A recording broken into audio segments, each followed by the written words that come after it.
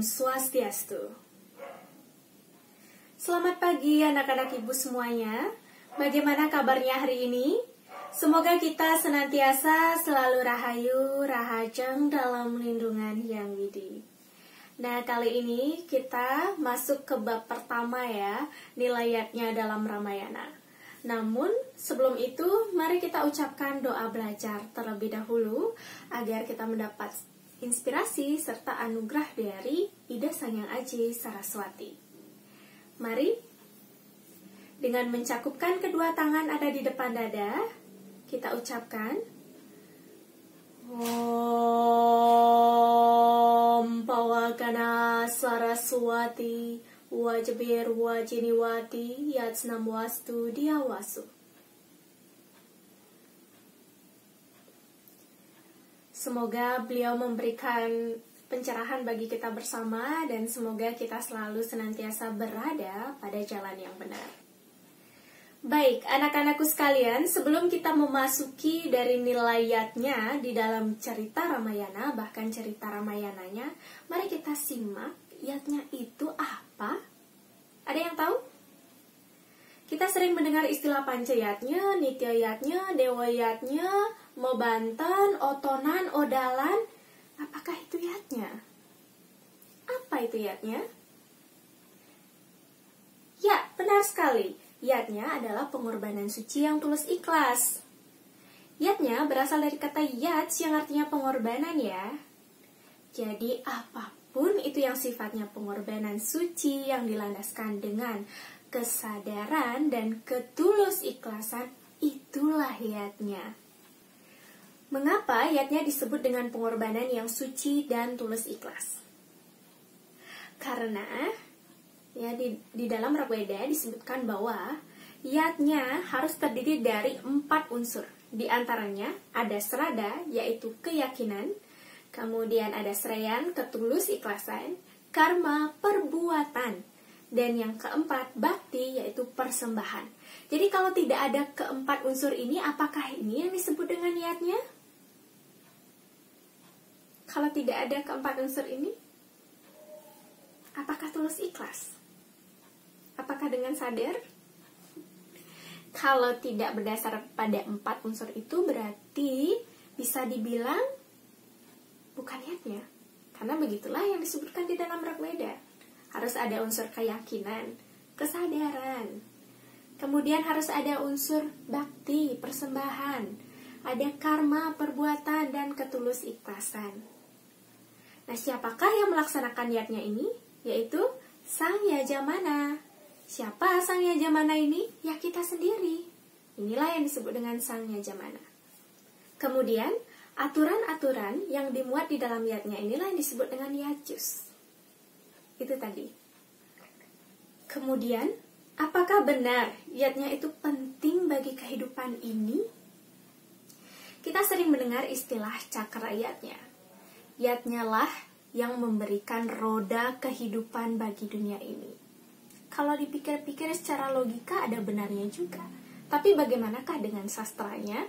Ya, di dalam Atharvaveda disebutkan, sesungguhnya satya, hukum kebenaran, yang kokoh, agung, dan suci. Ada diksa, tapa, brata, brahma, dan yatnya yang menegakkan dunia ini, serta memberikan tempat yang lega bagi kami sepanjang masa.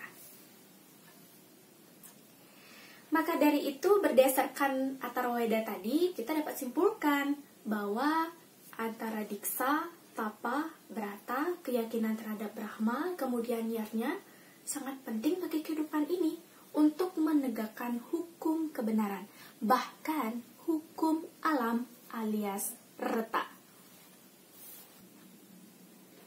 Hal ini juga dipertegas oleh Bhagavad Gita. Seperti kutipannya yang ibu ingat, makhluk ada karena makanan, makanan ada karena hujan, dan hujan ada karena yatnya. Yatnya ada karena karma. Jadi logikanya, makhluk hidup itu ada karena ada sumber penghidupan. Kemudian sumber penghidupan itu ada, yaitu salah satunya adalah sumbernya adalah makanan, karena adanya hujan. Dan hujan itu datang karena adanya yatnya. Yatnya itu ada karena perbuatan kita. Logikanya. Maka dari itu, inilah yang disebut dengan siklus kehidupan yang menegakkan dunia ini. Inilah yang disebut juga dengan cakra yatnya. Selain itu, yatnya ini juga memberikan pemahaman bagi kita umat Hindu, agar kita senantiasa bisa mempelajari Weda dengan mudah. Ya, salah satunya dengan simbol-simbol yang disebut dengan niyasa. Simbol-simbol inilah yang ada pada rentetan upakara, ada pada tatanan upacaranya, ada di bagian item-item yang ada pada upakara itu. Contohnya, misalnya simbol swastika, kemudian ada aksara ongkara. Nah, itu kan simbol. Nah, inilah yang disebut dengan niyasa. Bagaimana? Pancayatnya selanjutnya. Kita masuk ke pancayatnya. Pancayatnya ini lahir dari mana ya? Ya, benar sekali, dari Trirana. Trirana, 3 hutang yang kita bawa sejak lahir. Hutang kepada para dewa, hutang kepada para buta, hutang kepada para resi, orang suci, hutang kepada orang tua dan leluhur kita. Dewa Rana menghasilkan yatnya dewa yatnya dan juga buta yatnya. Kemudian resi Rana resi yatnya, dan pitra Rana pitra yatnya, dan manusia yatnya. Inilah yang perlu kita sadari, bahwasanya sejak lahir saja kita telah membawa hutang kan. Kemudian dari hutang-hutang inilah yang kita yakini, maka kita berkarma untuk membuat yatnya. Seperti yang dikatakan oleh Bhagavad Gita tadi, yatnya ada karena karma.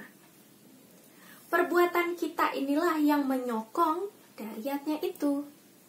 Maka adalah pancayatnya. Pancayatnya ini terdiri dari dewa yatnya, manusia yatnya, resi yatnya, pitra yatnya, buta yatnya. Dan sudah sering anak-anakku sekalian dengar dari SD bahkan sampai SMP. Kembali lagi sekarang diulang.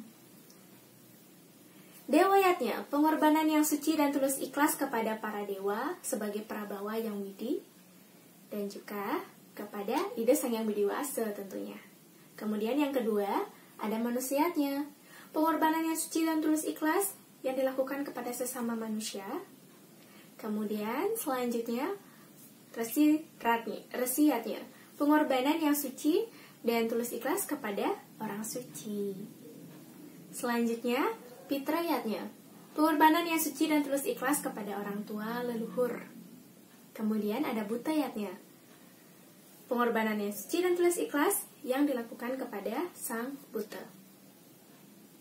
Dari kelima unsur ini, mulai dari para dewa, kemudian para buta, kemudian orang suci, kemudian sekitarnya, manusia sekitarnya, bahkan juga orang tua dan leluhur kita.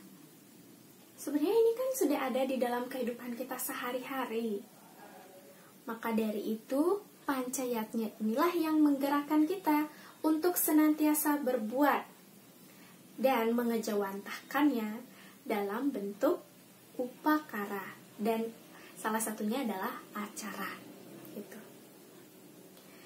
Contoh-contohnya, anak-anakku pasti sudah tahu ya. Dewa yatnya contohnya Piodalan.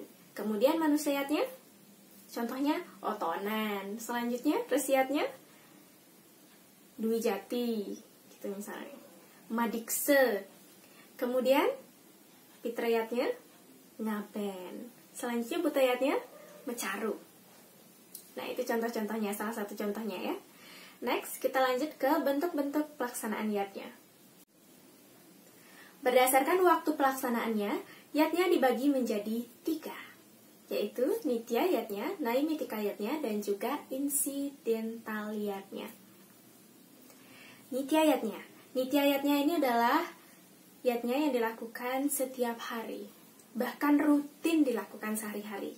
Contohnya apa? Membantan Saiban, Puja Trisandya, Bisa saja juga panca sembah ya, kita sembahyang tiap hari, kan begitu? Selanjutnya ada jenanayatnya, yang seperti kita lakukan hari ini. Jenanayatnya itu tidak hanya berada pada sekolah aja ya. Mencari ilmu pengetahuan itu tidak hanya di sekolah. Melalui YouTube, kemudian buka Facebook, Twitter, Instagram, melihat segala jenis pengetahuan yang ada di dunia ini, bahkan berjalan saja itu merupakan jenanayatnya loh. Ya, jenanayatnya ini sering kita lakukan bahkan setiap hari, bahkan tanpa sadar kita lakukan. Bernafas saja jenanayatnya. Mengapa demikian? Karena sedari kecil kita sudah diajarkan untuk bagaimana caranya kita menghirup udara, kemudian menghembuskan, dan tanpa kita sadari kita pelajari itu pelan-pelan. Nah, inilah yang disebut dengan jenanayatnya.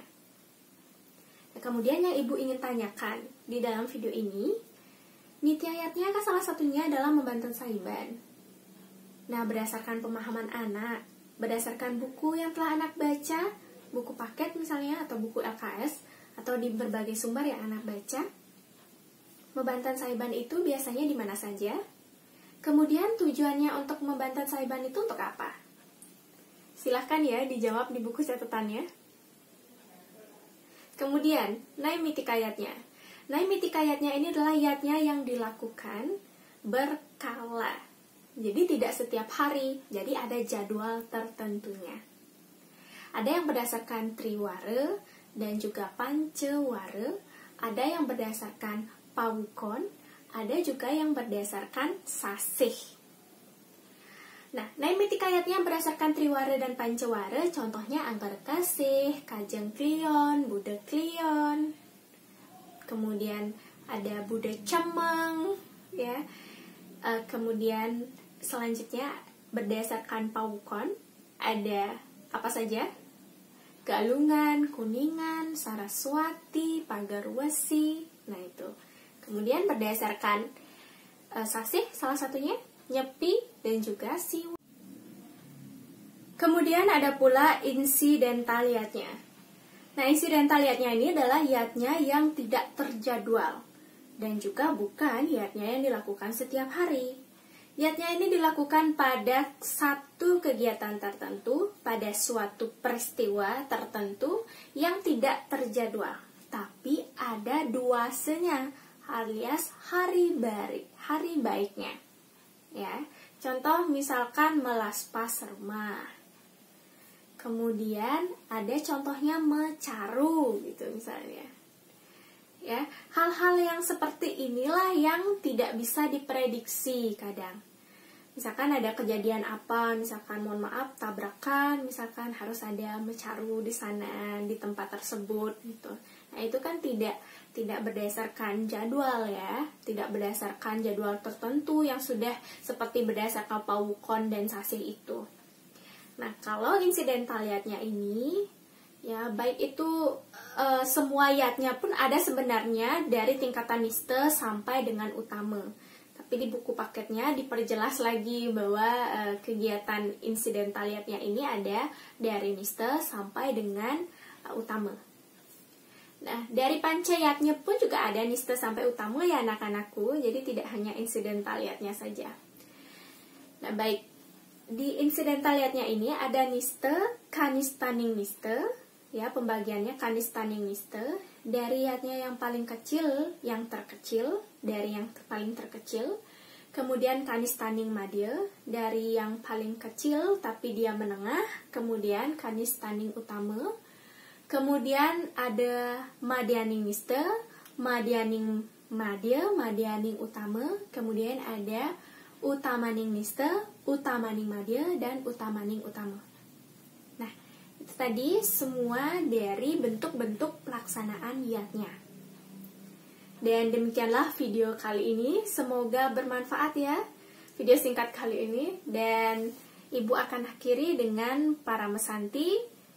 Namun sebelumnya diingatkan untuk mengecek notifikasi dari classroomnya dan apa saja pengumuman yang telah ibu share di sana. Dan terima kasih atas perhatiannya. Salam damai. Om Santi Santi Santi Om. Suksema.